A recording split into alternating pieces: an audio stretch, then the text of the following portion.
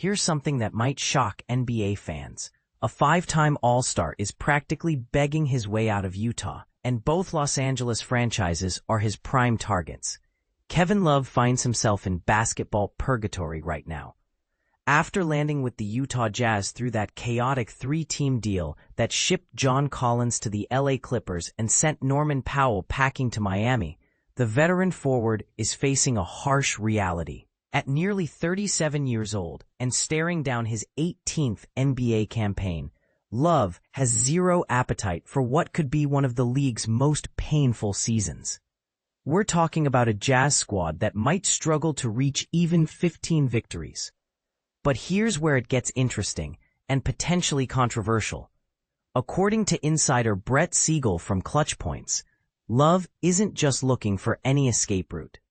He's got his sights set specifically on Los Angeles, and he's not particularly picky about which team wears the uniform.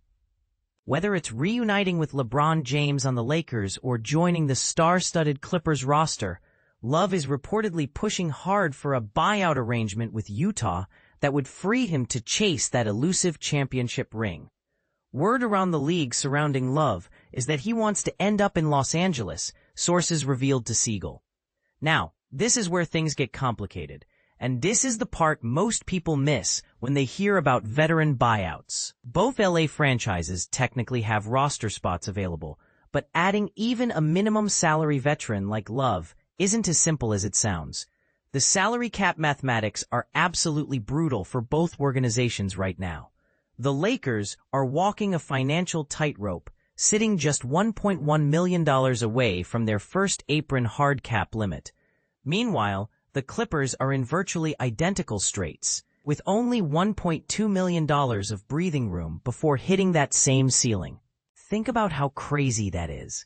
Two of the league's most high-profile franchises, both desperately wanting to add veteran depth, but handcuffed by financial restrictions that make signing a player earning the minimum wage feel like a luxury purchase.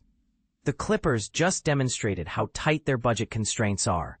When they brought in Bradley Beal and Chris Paul, they had to make some tough decisions, waiving both Jordan Miller and Drew Eubanks. Miller managed to find his way back on a two-way deal, but the message was clear. Every roster move requires a corresponding subtraction. The Lakers faced identical challenges recently. Their additions of DeAndre Ayton and Marcus Smart through the buyout market came at the cost of Jordan Goodwin and Shake Milton. Both had to be released to make the numbers work. For either LA team to accommodate Love, they'd need to get creative. The Lakers might consider moving contracts like Dalton Knecht or Gabe Vincent. But here's the controversial part. They'd likely need to sweeten those deals with precious draft capital. The Clippers could explore parting ways with someone like Kobe Brown, despite him still being on his cost-effective rookie contract. But here's the million-dollar question that nobody seems to be asking. Is Kevin Love really worth these financial gymnastics? Let's be honest. Love isn't going to be a game-changing addition at this stage of his career. He's a complimentary piece at best, someone who might contribute 15 to 20 minutes off the bench during the regular season. Are the Lakers or Clippers really willing to sacrifice roster flexibility and draft picks for that level of production? What makes this situation even more intriguing is Love's deep personal connection to Los Angeles. This isn't just about chasing a championship. It's about coming home. Born in Santa Monica before his family relocated to Oregon, Love's basketball journey has always had LA roots. He suited up for the Lake Oswego Lakers in high school, then made his mark at UCLA, where he shared the court with future NBA stars like Luc Mbah a Moute and Russell Westbrook, who coincidentally ended up with the Clippers. That UCLA connection runs deeper than most people realize. Love was part of a Bruins program that consistently produced NBA talent, and his college experience in Westwood gave him a taste of what playing basketball in Los Angeles could offer. Here's where the story takes an interesting twist, and this might be Love's smartest play yet.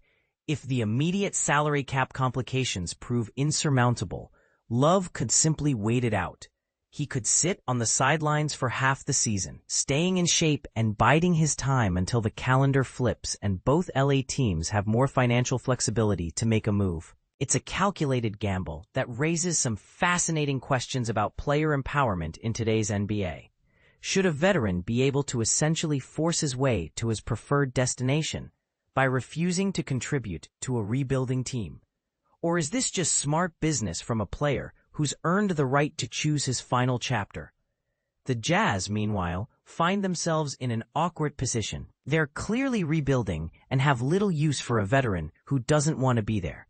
But they also shouldn't feel obligated to simply give away an asset for nothing. So here's my controversial take.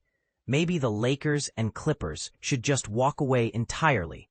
Yes, Love brings experience and championship pedigree, but both teams already have established rotations and limited playing time available, disrupting team chemistry and financial flexibility for a player who might contribute marginally in the playoffs seems like questionable resource allocation. What do you think? Is Kevin Love's pursuit of a Los Angeles homecoming a heartwarming story about a veteran chasing his dreams, or is this another example of player entitlement run amok?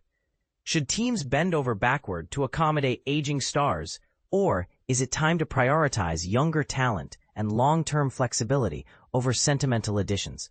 I'd love to hear your thoughts. Are you Team Love or Team Financial Responsibility?